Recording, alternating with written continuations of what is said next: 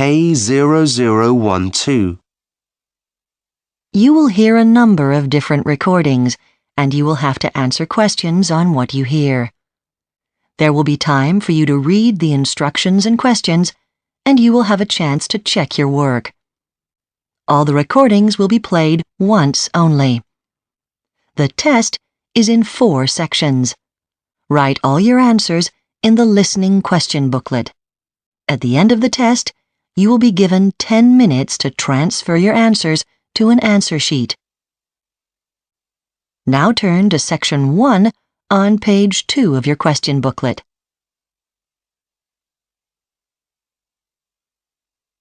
Section 1. You will hear 2 friends called John and Anna talking about a holiday Anna has just had on Jackson Island. First, you have some time to look at questions 1 to 7 on page 2.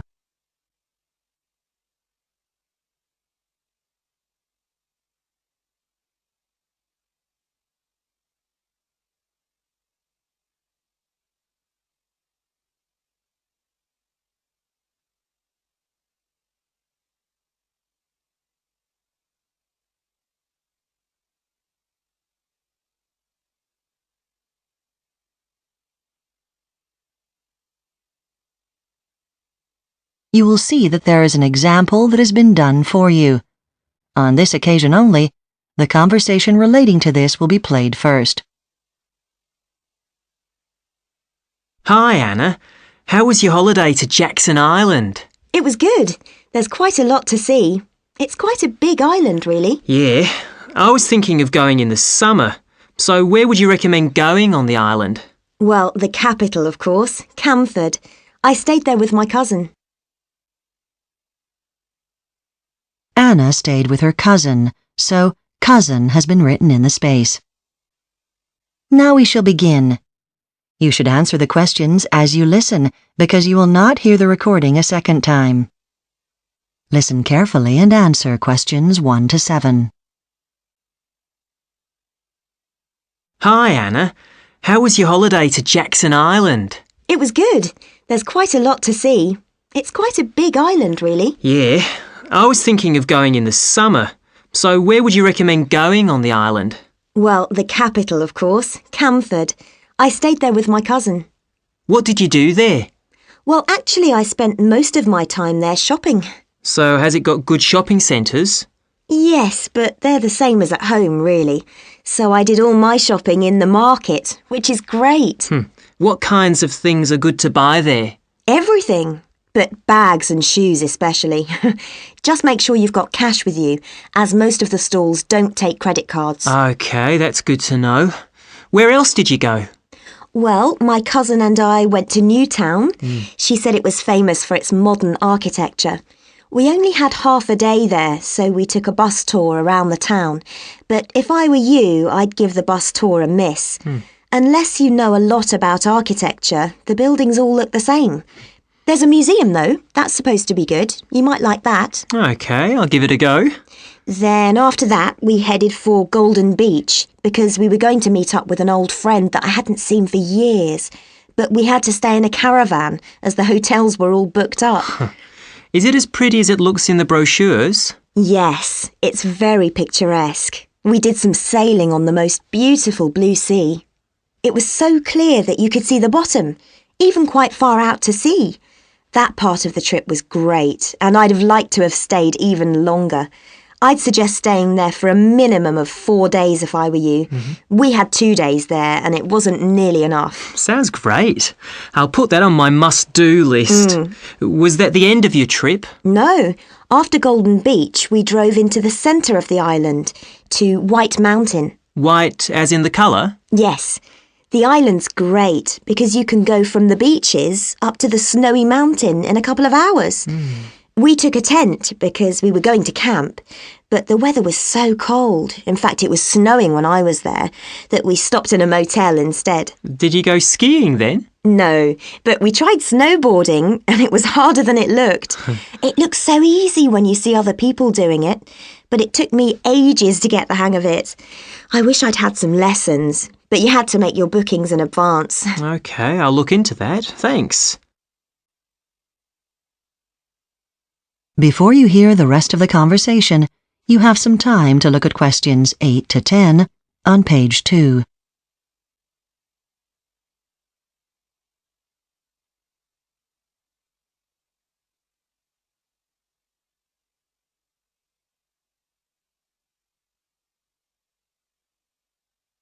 Now listen and answer questions 8 to 10.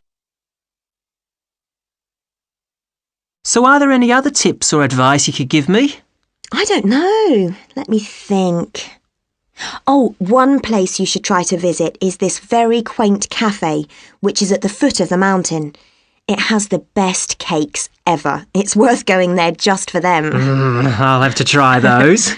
So what other advice would you give? Oh, let me think. We didn't really have any problems. Well, how did you get around when you were there?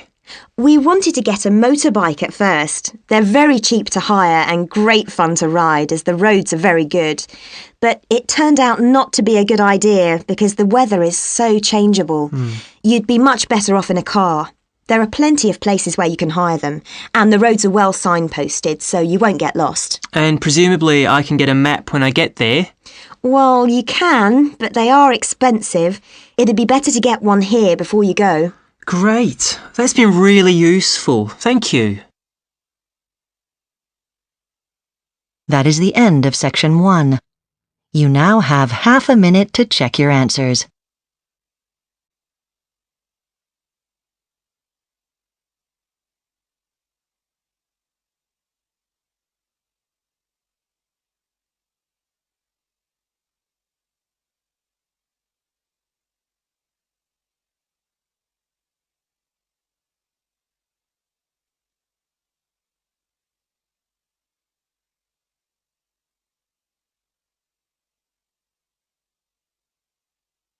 Now turn to section 2 on page 3.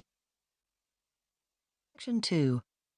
You will hear an Arts Center director giving information to a group of people attending an arts weekend.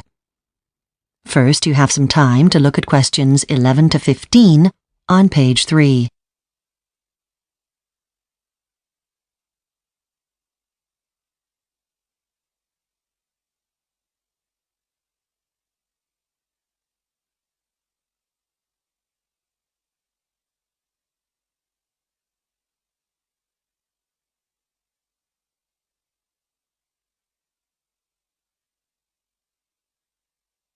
Now listen carefully and answer questions 11 to 15. Welcome to Grampic Arts Campus for our annual residential arts weekend. I'm Bob Grain, director of the programme. It's a large campus, it's quite easy to get lost, so I'm going to give you a quick overview of the most important places here. Right, I'm glad you all found your way here to reception. First, a word about parking. We do have a free temporary car park here. And for those of you coming by bike, the bike sheds aren't far from reception. You'll see them on your left as you walk down South Lane towards the residential rooms. Now, dinner is in the dining room at 7:30. If you need something to eat now, the snack shop is still open. The quickest way to get there is to leave here, go straight through the office, they won't mind, the ornamental ponds in front of you, and the snack shop is the building on your left. The fitness facilities are even better this year. We've outgrown the old fitness rooms, which were next to the office. To find the new fitness rooms from here, walk up to North Road. They're at the end in the last block next to the dining room. Now, your bedrooms are quite near. You can see the single rooms in the tall block to the far left of us across South Lane.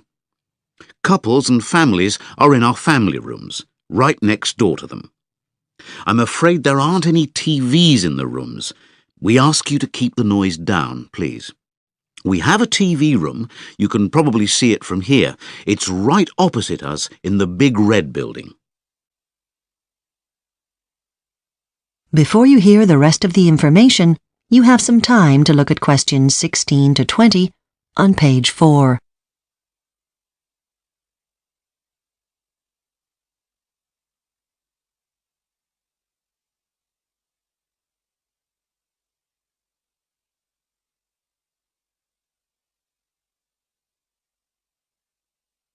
But there are gaps in our timetables for some extra options. You may have this information in your brochure, but there have been some changes. Firstly, the drama option. I'm afraid our theatre and practice rooms here are being refurbished and are out of use. We decided against using our sports hall, and instead we're going to use our lecture rooms, which we've converted into a theatre for the weekend. There are also changes to the photography option. This year, this option isn't open to everyone. We decided for practical reasons to reserve it for beginners with no previous experience. Let me remind you that you don't need any special equipment. That's provided. The tutors have said that unfortunately they can't accept parents with children because that proved too disruptive last time. But if you're over 18, that's fine. On to the writing option. Previous courses looked at starting your novel. This year, we wondered about focusing on the techniques of writing different types of poetry. However, as a result of many requests, we've decided the workshop will concentrate on helping each participant write one or more short stories. Poetry may be some future time. Now, music. The brochure says you'll go to a concert. That's a misprint. Instead, you'll be writing and putting on your own performance, a concert for yourselves. Unfortunately, the singing tutor is ill. It's too late to replace her, so we've had to cancel singing lessons. Apologies for that. Finally, the creche. This is available for all families on the programme, and there are still some places left. I'm sure you'll be pleased to know that the charge for this hasn't increased since last year. Lunch is included, but of course parents are welcome to collect their children and spend the lunch break with them. May I remind you that any fees for this service must be settled in full at the end of the last day. So, has anybody got any questions? That is the end of Section 2. You now have half a minute to check your answers.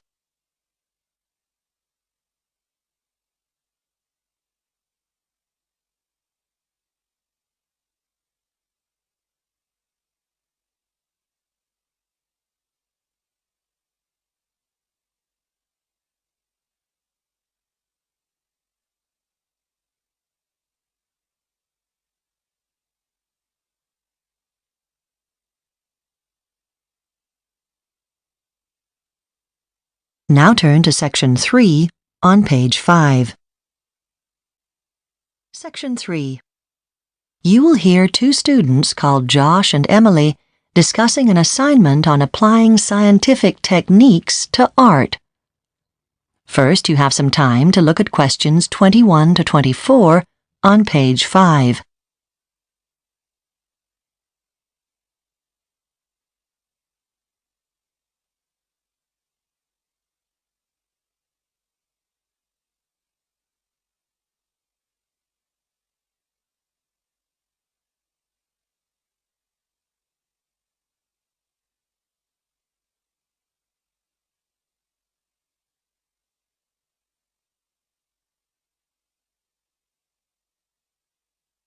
Now listen carefully and answer questions 21 to 24. Hi, Emily. Hi, Josh. Are you ready to work on the assignment? Yeah. Now, we need to describe how modern scientific techniques are being used in the field of art history. Right. And Dr. Abbott suggested that we choose some famous cases to illustrate the argument. Okay, so what have you found? Well, there's a Canadian forensic scientist called Biro. Yes, I think I've heard of him. What do you know about him? Well, I'm a big fan of Jackson Pollock. The modern American artist. Didn't he paint those really huge abstract paintings? That's him. I guess it would be pretty easy to fake one of those paintings. No way, Emily. I know a lot of people think that even a child could paint one. To the untrained eye, they might look simple, but they're incredibly intricate works of art. Well, sorry, but I really can't agree with you. Anyway, what did Biro find out? Well, Biro worked on a case where a client asked him to prove that a painting she bought for only $5 was an authentic Jackson Pollock. So was it a fake? Well, Biro found evidence to show it was a genuine Pollock, but the art world didn't accept his findings. Why? Well, one critic said that compared to other Pollocks, the white and yellow lines on the painting were too straight. Come on, Josh. That doesn't seem that convincing. No, you're right. It is a bit weak. But the strongest argument was that there were no records of previous owners.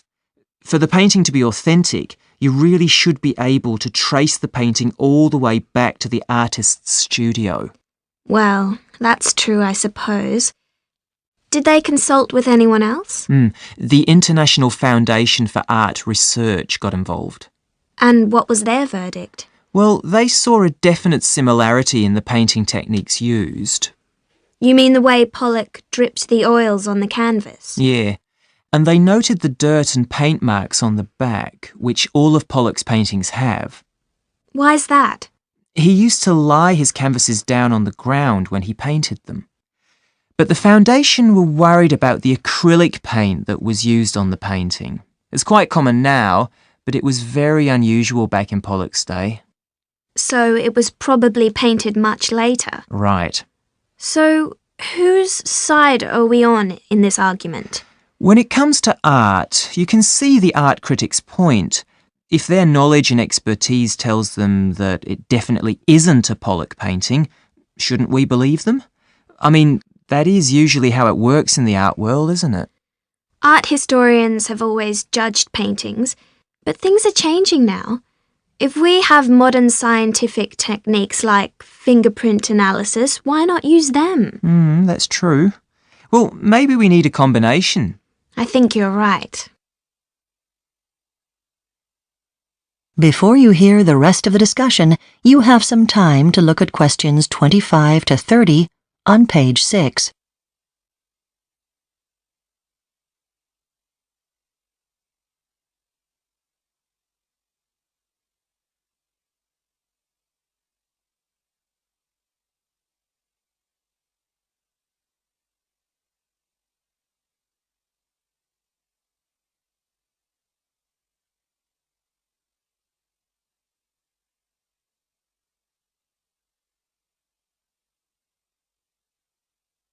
Now listen and answer questions 25 to 30. So did you find out anything else, Josh? Well, have you ever heard of a painting called The Battle of Anghiari? I have, actually. It's the lost masterpiece by Leonardo da Vinci, the famous Italian artist. What about it? Well, an Italian art analyst called Seracini thinks he knows where it is, and he's using scientific techniques to help locate it. How? Well, art historians knew where the painting was last seen. That's right, in the Hall of the 500 in Florence. Right. So, Seracini had a theory that the painting was still there, and he set out to prove it. He used a lot of different technology, like radar and thermographic cameras. But initially, he scanned every inch of the hall with a laser in order to make a really accurate 3D model of the building's design. Did he think the painting was hidden in the building somewhere? Exactly. Then, to find out what the hall looked like in Leonardo's time, he took pictures of it with a thermographic camera. Couldn't he have used ultrasound to do that? Not really. Different types of building materials produce different amounts of radiation, and you can really see those differences in a thermal image. So, brick would look different from wood or glass, for example? Yes. Seracini worked out what the building looked like when it was first built, and what renovations took place after that. He found that 2 large glass windows on the east wall had been removed and filled in by the time Da Vinci started work on his painting, leaving a space big enough for it. But why hasn't the painting been seen for 400 years? To answer that question, Seracini needed to study that wall even more closely. Did he use the thermographic camera again? No, this time he used another kind of technology, radar. And what did that show? It showed there were in fact 2 walls there, an older one and a newer one built in front of it. So does Serracini believe that Da Vinci's painting is on the concealed wall? Yes, on a stone wall concealed by the newer brick wall. So, what's the next stage in the investigation? Well, he isn't allowed to remove any plaster or bricks, so he's now experimenting with a gamma-ray camera to try and verify his theory. Well, I think we've got some really strong examples there of how science can help art. Let's see if we can type up an outline. That is the end of Section 3. You now have half a minute to check your answers.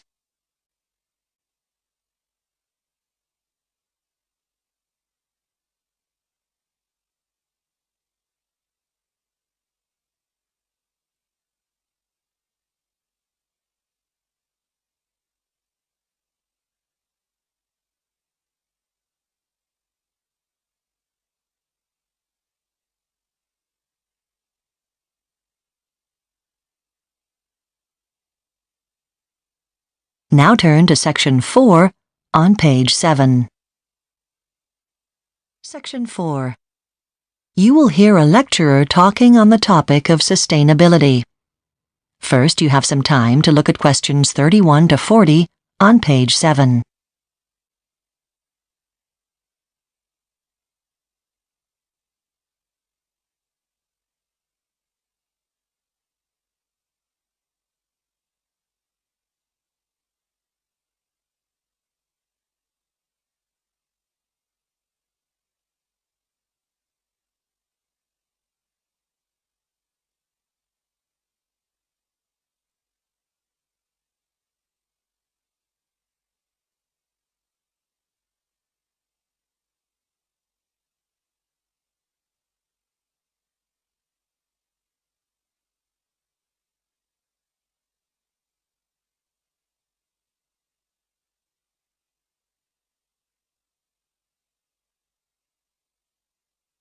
Now listen carefully and answer questions 31 to 40.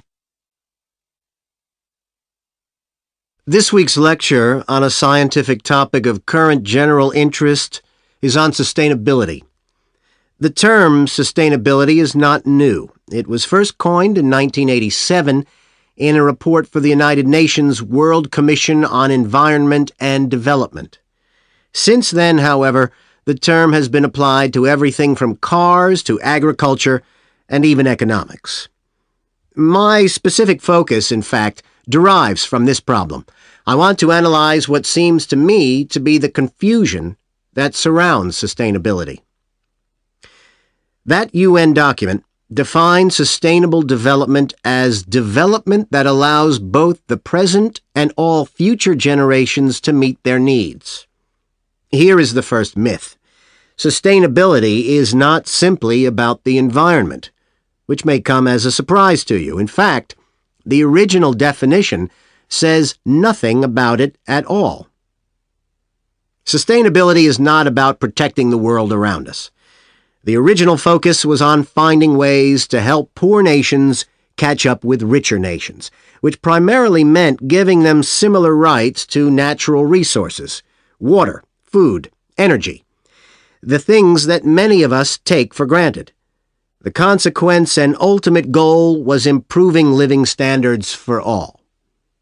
Another myth is that sustainability is a synonym for green, as in green movement, green products, etc., although there is some overlap between the terms.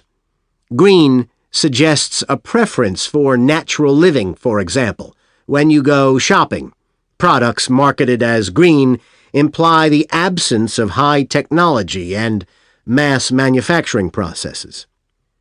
Those groups who campaign for sustainability, we can call them the lobby for sustainability, acknowledge that the situation is desperate. The main problem, they state correctly, is time.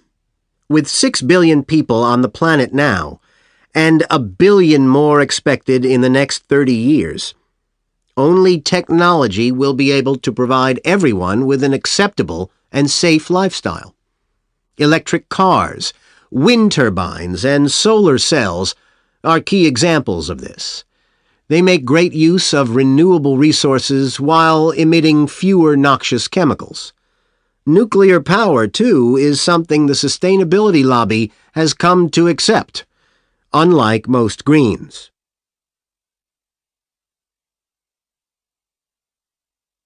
And here's the third myth. It concerns the role of technology. Technology is not rejected as evil, but we should not overemphasize the role of technology either.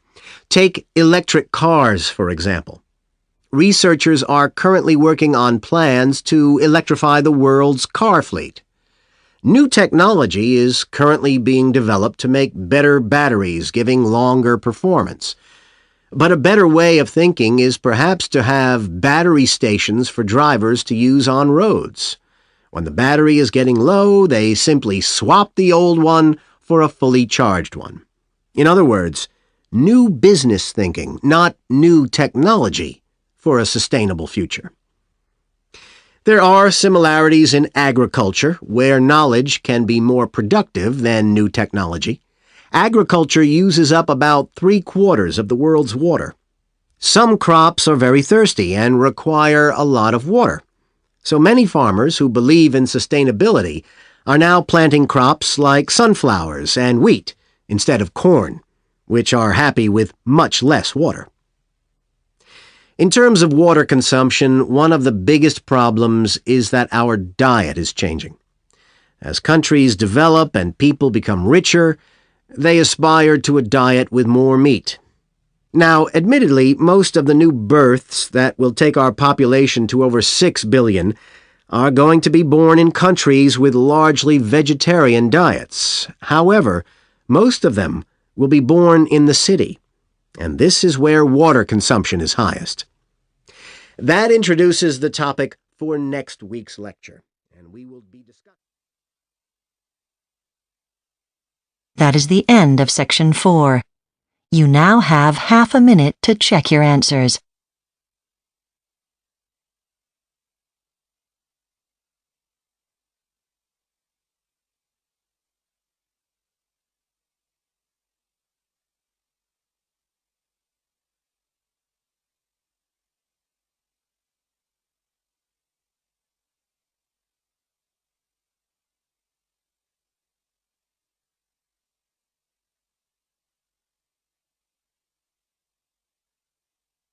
That is the end of the listening test. You now have 10 minutes to transfer your answers to the listening answer sheet.